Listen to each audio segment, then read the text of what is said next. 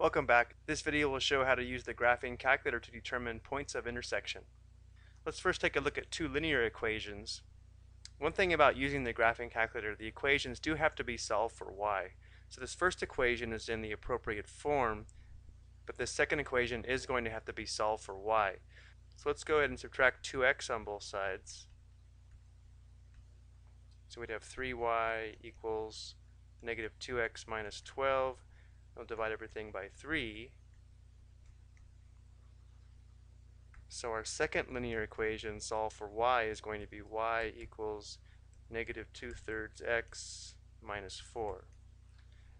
Now these lines are in the form where we can enter them into the graphing calculator.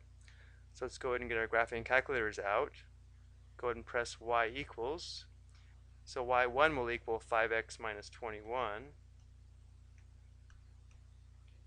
And y2 will equal negative 2/3 x minus 4. We really should put our fractional slope in a set of parentheses.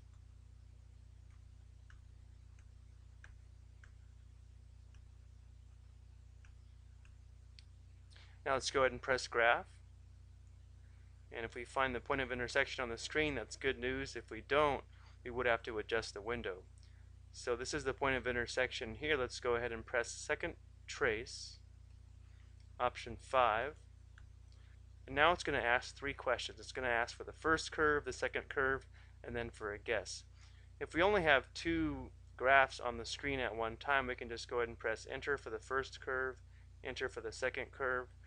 And when it asks for you to guess, you can go ahead and just press enter again.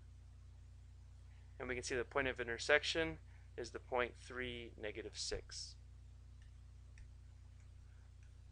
Remember, this value for x and y would represent the solution to this system of equations. Let's go ahead and take a look at one more.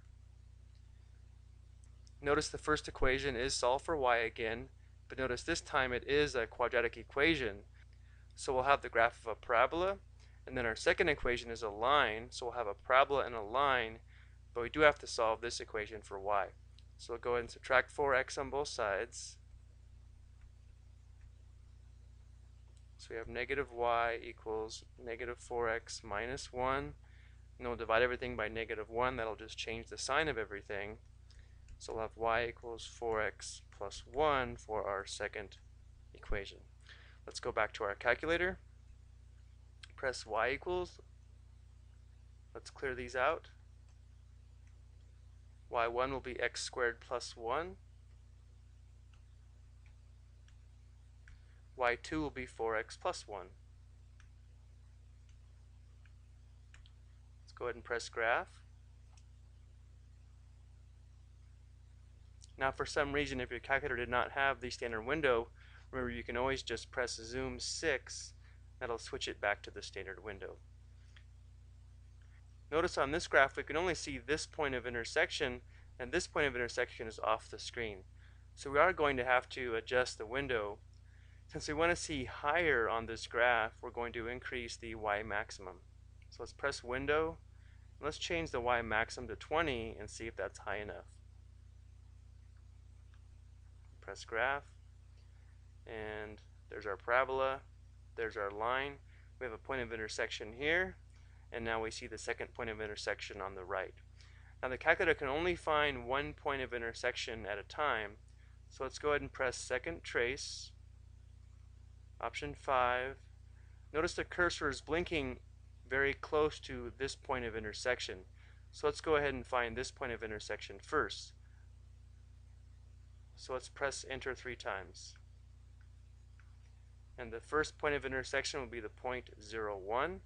Let's go ahead and record that. So to find this second point of intersection, we'll have to press second trace again, option 5.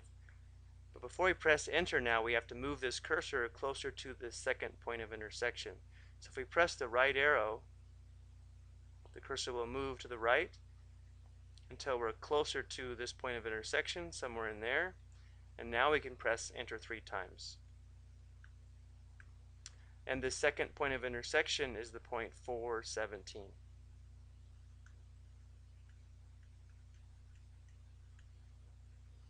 And again, these points of intersection would represent the solution to this system of equations. Okay, I hope you found this video helpful. Thank you for watching.